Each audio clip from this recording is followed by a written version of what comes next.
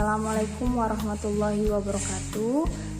Di sini kami kelompok 3 dari kelas 3 Nonrek Prodi Ekonomi Syariah. Di sini kami akan mempresentasikan tingkatan strategi yang mana pada kali ini akan dipresentasikan oleh Rizal Muhammad, Sri Utari dan juga Hermawati. Baiklah, langsung saja kita dengarkan presentasi dari Sri Utari. Dalam manajemen strategi itu ada tingkatan strategi. Di sini tingkatan strategi ada 3 tingkatan. Tingkatan yang pertama yaitu strategi korporasi, lalu strategi fungsional, lalu yang terakhir strategi bisnis.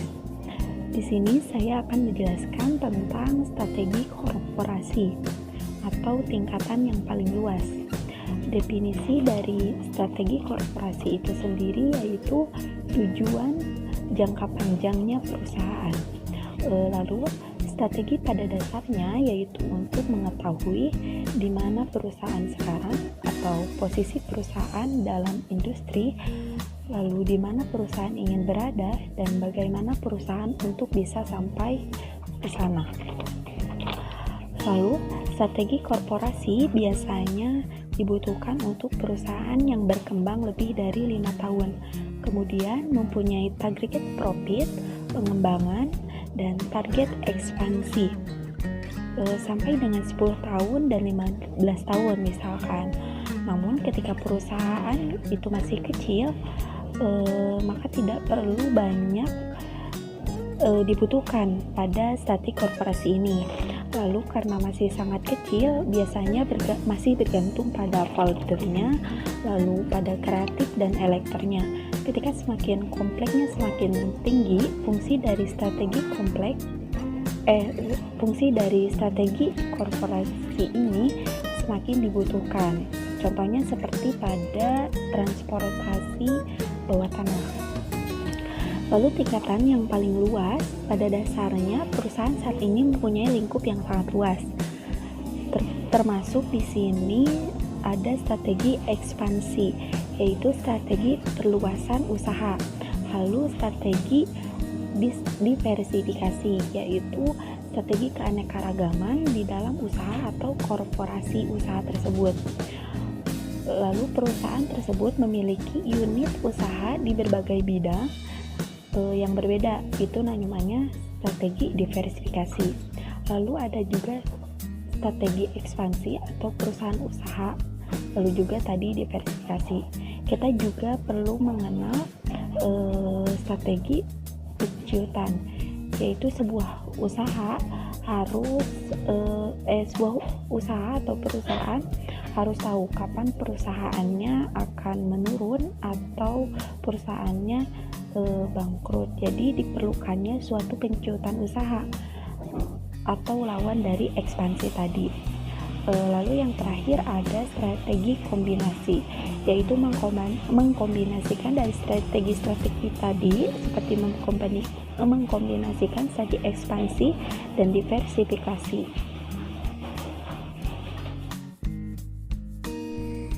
Selanjutnya saya akan menjelaskan tentang strategi tingkat bisnis. Apa itu strategi tingkat bisnis? Strategi tingkat bisnis merupakan strategi yang terletak di bawah strategi korporasi. Strategi ini dilakukan oleh pihak manajerial yang mengelola usaha. Unit bisnis ini yang menghubungkan antara tingkat korporasi dan tingkat fungsi.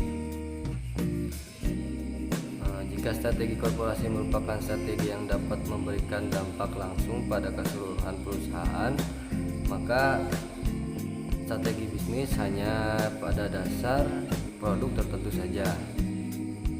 Strategi tingkat bisnis berupa sejumlah komitmen dan aktivitas yang ditetapkan perusahaan untuk memberikan nilai lebih pada pelanggan secara terintegrasi dan juga terkoordinasi. Dan apa aja macam-macam strategi tingkat bisnis? Macam-macam strategi tingkat bisnis sini di slide ada keterangan tabel, yaitu tipe 1 adalah strategi keunggulan biaya rendah. Tipe 2 strategi keunggulan biaya nilai terbaik. Tipe 3 pembedaan. Tipe 4 fokus biaya rendah. Tipe 5 fokus nilai terbaik. Macam-macam strategi tingkat bisnis. Yang ke-1 adalah cost leadership strategis atau strategi keunggulan biaya. Strategi sebelumnya seperti strategi integrasi banyak dilakukan untuk menurunkan biaya, tapi strategi keunggulan biaya benar-benar berfokus untuk menemukan cara agar memiliki keunggulan dalam pembiayaan. Strategi ini mengharuskan perusahaan agar dapat memproduksi barang sampai di tangan konsumen dengan biaya serendah mungkin. Tentu saja hal tersebut tidak boleh mengabaikan kualitas produk dan standar pelanggan yang harus diberikan perusahaan.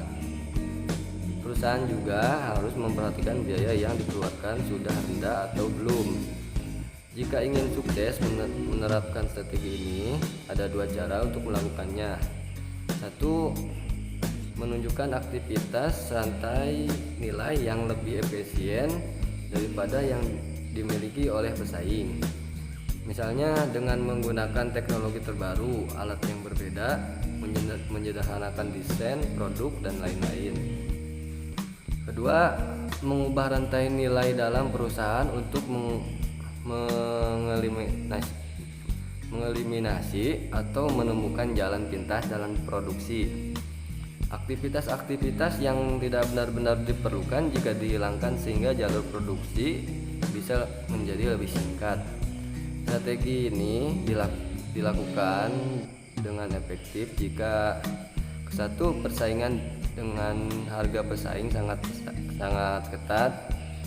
Kedua, produk dari perusahaan pesaing serupa. Ketiga, hanya ada sedikit cara untuk melakukan diferensiasi produk yang bernilai bagi pelanggan. Keempat, kebanyakan pelanggan menggunakan produk dengan cara yang sama. Kelima, pembeli mendatangkan biaya yang rendah dengan mengubah pembayaran dari satu penjual ke penjual lain. Keenam, pembeli sangat besar dan memiliki kekuatan untuk menawarkan harga yang rendah. Ketujuh, ada perusahaan baru yang menawarkan bunga murah untuk menarik pembeli dan membangun basis pelanggan. Selanjutnya, macam-macam strategi bisnis adalah diferensiasi strategis atau strategi pembedaan. Strategi pembedaan merupakan strategi yang mengharuskan perusahaan dalam menyediakan produk yang unik. Tidak hanya asal unik, tapi keunikannya dapat menarik pelanggan sehingga membuat mereka perlu membelinya bahkan dengan harga yang tidak murah. Pembedaan produk ini didasari dari beberapa dimensi yang dihargai oleh konsumen. Dimensi tersebut antara lain kualitas, teknologi, pelayanan, desain, dan lain-lain. Beberapa hal yang bisa dilakukan dalam strategi pembedaan antara lain: 1. Mengembangkan sistem dan proses yang baru. 2. Fokus terhadap kualitas. 3. Membentuk persepsi melalui iklan. 4. Meningkatkan kemampuan dalam riset dan pengembangan produk. Strategi pembedaan dapat dilakukan secara efektif kalau ada banyak cara untuk membedakan produk atau layanan dan banyak pembeli yang menerima pembedaan tersebut sebagai nilai tambah. 2. Kebutuhan dan penggunaan produk bermacam-macam. 3. Beberapa perusahaan pesaing mengikuti pendekatan pembedaan yang serupa. 4. Perubahan teknologi sangat cepat dan persaingan sangat kuat dalam fitur produk.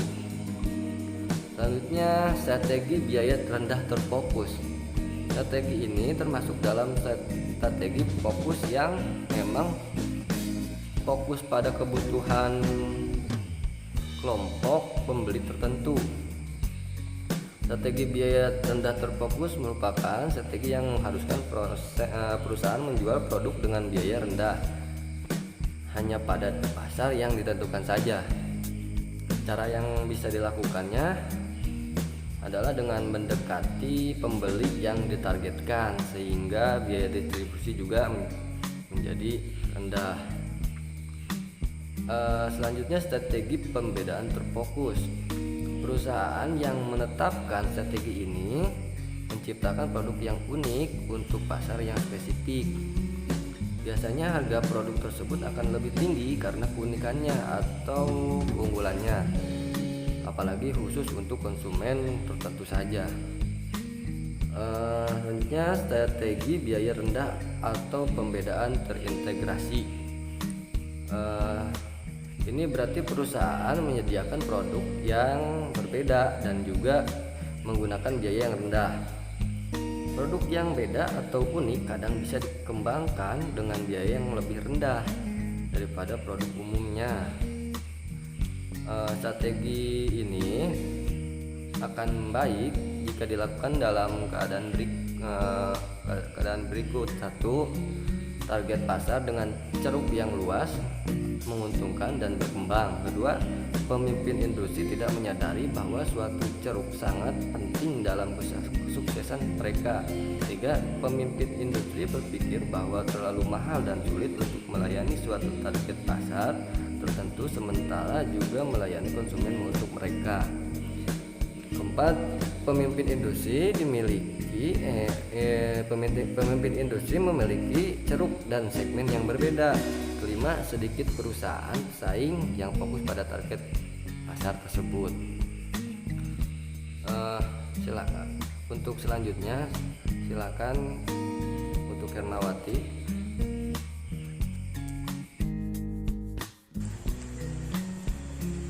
Baiklah, di sini saya akan melanjutkan presentasi mengenai tingkatan strategi. Pada kesempatan kali ini saya akan menjelaskan tentang strategi fungsi.